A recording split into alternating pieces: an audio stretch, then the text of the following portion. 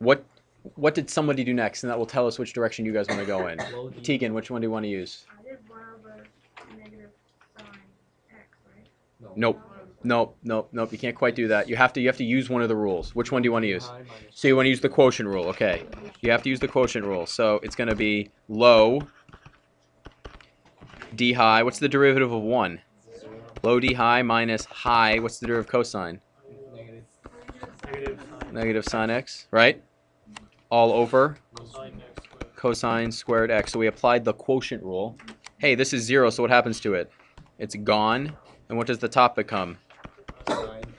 Sine x over cosine squared x. So that's sine x times 1 over cosine x. What is 1 over cosine? So that is equal to... See, what? Wait, hold on a sec.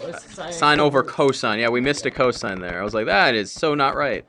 And it's not sine. I'm just writing it twice for some weird reason. Cosine x. So what is that? That is equal to secant x, tangent x. That right there is tangent. That right there is secant. You write it as secant tan. So what did we just learn? The derivative of secant is tan. I just switched the order. It's fine. Use the chain rule, which we used yesterday, which is going to be negative cosine x to the what power? And we multiply by the derivative of the inside, which is what? No, which cosine is yeah, you're right, negative sine. Correct?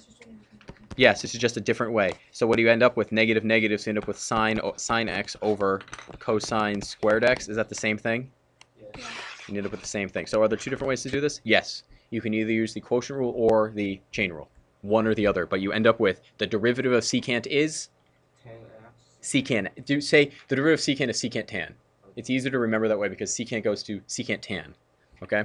Either way is fine, but whatever it is, just make sure you memorize it. 2, correct. So you have negative 2 times 4t squared minus 3t plus 2 raised to the what power? And then you have to multiply by the derivative of the inside, which is 8t minus. Done. You could rewrite that if you wanted as this. You could write it as this. 2 times 8t minus 3 all over what? All over what? 4t squared minus 3t plus 2. 3t plus 2 to the what power? To the third. You could rewrite it like that. Either way. I'm sorry, Mr. Seamon? Yes. Point yet? Wait, we only have what? We only have an x value. Is that a point?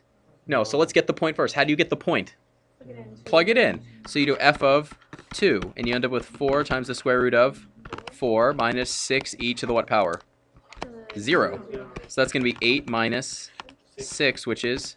So the point is what? 2, 2. The point is 2, 2. Great. So we have the point. Now we just need the slope. To find the slope, what do we need to find first? The derivative. And for the derivative of this, it's going to be f prime of this. The 4 is just along for the ride. So you're doing the derivative of this root. What power is square root? What power is square root? 1/2. So you bring the 1/2 to the front. You keep the 2x like it is. And what power is it to now? Minus 1/2, because 1/2 minus 1 is negative 1/2. But we have to use the chain rule. What's the derivative of 2x? 2. So you have to multiply by 2 on the outside. Minus, well, it's 6e to the 2 minus x. But what do you have to multiply by? The derivative of what? The derivative of e to the x is e to the x. So the derivative of e to the 2x is e to the 2x times the derivative of 2 minus x. Yes. You have to do the derivative of the exponent on that. Because what's the derivative of e to the x? E to the x. But if it's not x up there, you have to you're multiplying by the derivative of x. What's the derivative of x? 1. So there's that invisible 1 there. But is it just x in the exponent now? Is it just x in the exponent of e? No, it's 2 minus x. We have to multiply by the derivative of 2 minus x. So we can clean this up a little bit. It's equal to, well, the half there cancels with the 2. So you're left with 4 times 2x to the what power? Negative 1/2 minus 6e to the 2 minus x. What's the derivative of 2 minus x? Negative 1, right? So it turns into plus. So we end up, and it's 4. It's just 4 times this, right? Yeah. So we end up with what? Oh, it's still 4 right there, sorry. So it's going to be 4 times 2x to the negative 1/2 plus what? 6e to the... So this right here is the derivative. What can we get when we have the derivative? What can we get? Yeah, the slope. What do we plug in? We want the slope when x is equal to So f prime of 2 is going to be 4 times 4 to the negative a half plus 6e to the what? 2 minus 2 is 0, right? What's e to the 0? 1. Nice, nice. Hold on. Really finding. Exactly. So if we're trying to find out where the derivative is positive or negative, we're really just trying to find out where the derivative is equal to 0. We're really interested in finding out where the derivative is equal to 0. So let's do v prime of z. There are two functions here. Here's the first one and here's the second one. What's the derivative of z to the fourth, Adam?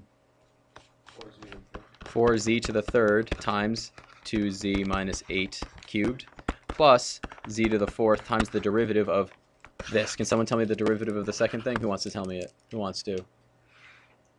Molly, what is it? The derivative of this right here. I'll give you 3 times. You drop the 3 to the front. Oh, okay, so times 2z minus 8 to the what power? 2. Yep. Times what?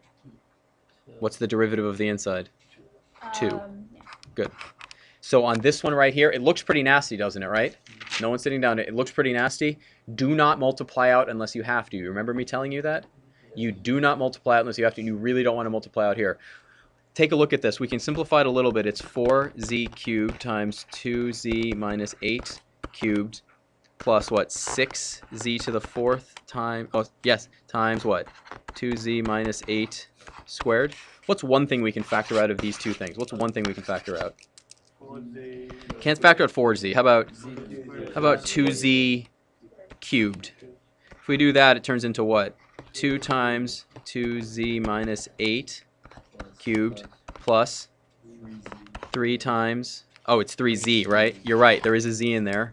3z times what? 2z minus 8 squared. What else can we factor out? 2z minus 8, yep. So it's 2z cubed times 2z minus 8. How about squared times 2 times 2z minus 8 plus what? 3z. So let's clean it up. You end up with 2z cubed, 2z minus 8 squared. And what are you left with on the inside? 4z minus 16 plus 3z. So that's going to be equal to 2z cubed, 2z minus 8 squared times what? 7z minus 16. Okay, so now we have this. This is the derivative. We're interested in knowing where the derivative is equal to what? 0. And that's going to happen when z is equal to 0 or 4 or where else? That's equal to 0 when what's true? When z is equal to 16 over 7. Yes, so that's where the derivative is equal to 0. Is there anywhere else where the derivative is equal to 0? No. So we make our little line, which we did yesterday. We have 4 values, 0, 16 over 7, and 4. Is it equal to 0? So this is the x value, and this is the, they called it z values, right? Yeah. This is v prime of z. The derivative at each of these values is what? It's 0, 0, and 0. Is the derivative 0 anywhere else? No. So how many regions are we looking at? Yep, 4 of them. Good job. Yellow, the blue region, the purple region, and the green region. Why can't it be multiple colors? Why can't it be positive and negative in one of those regions? There would be another 0. If it was positive and negative in one of these, it would be another 0. Are there any other zeros? No. So here's the thing. Are we particularly interested in what the exact value is for each of the derivatives? No. We just care if it's positive or negative. That's it. We just care if it's positive or negative. Yes? What if you have a piecewise function and piecewise? Well, let's do that when we get to piecewise. So all we're interested in is if it's positive or negative. Here are the pieces of our original derivative. 2z cubed. What's the next piece? It's 2z minus 8, right? 2z minus 8 squared, and what's the other one? 7z minus 16. And let's talk about, what we're interested in what happens when all three of them are multiplied together, right? So we take this, and it's the product. Now, let's look at the yellow region. What's a number we should test for the yellow region? -1. Very good pick. Let's plug in -1. What's the sign right there? It's going to be positive or negative? It's going to be negative, and then it's going to be positive, negative. If we multiply these together, what do you get? No. Get a positive. Okay, so we know that therefore, what is this region right here? It is positive. What's a good number between 0 and 16 over 7? 1. It'll be positive, positive, negative. Multiply them together, what do you get? So this is negative. What's a good number between 16 over 7 and 4? 3. Try 3. It's going to be positive, positive, and positive. 3 times 7 is 21. 21 minus 16 is positive. So it's going to be positive. And what's a number greater than 4? 5. You get positive, positive, positive, and so we have these. So the question now is, this is important, where is this thing increasing? Can someone tell me very carefully? Well, first of all, where's it decreasing? Let's do that one first. Where's it decreasing? Someone tell me. From 0 to?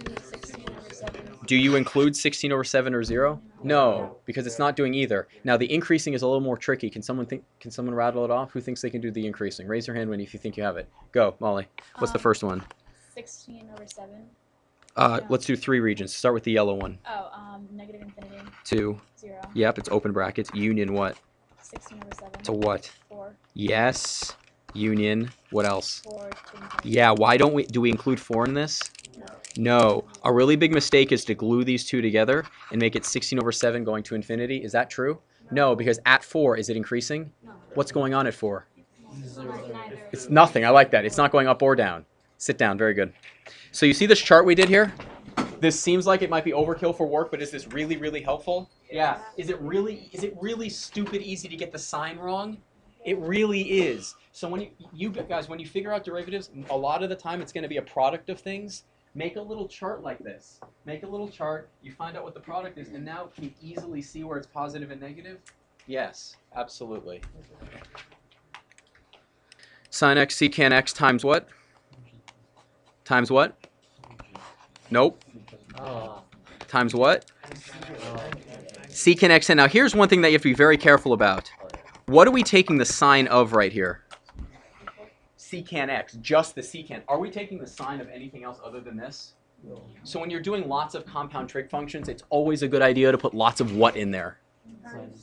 Lots of parentheses. Lots of parentheses. Is it really easy to get really messed up if you don't put parentheses in?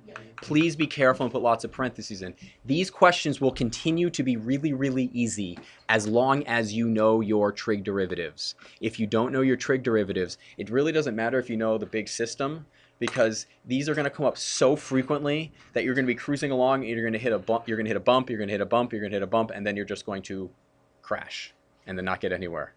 Do you need to know what the basic graphs look like of these functions? Say yes. Yes. Yes.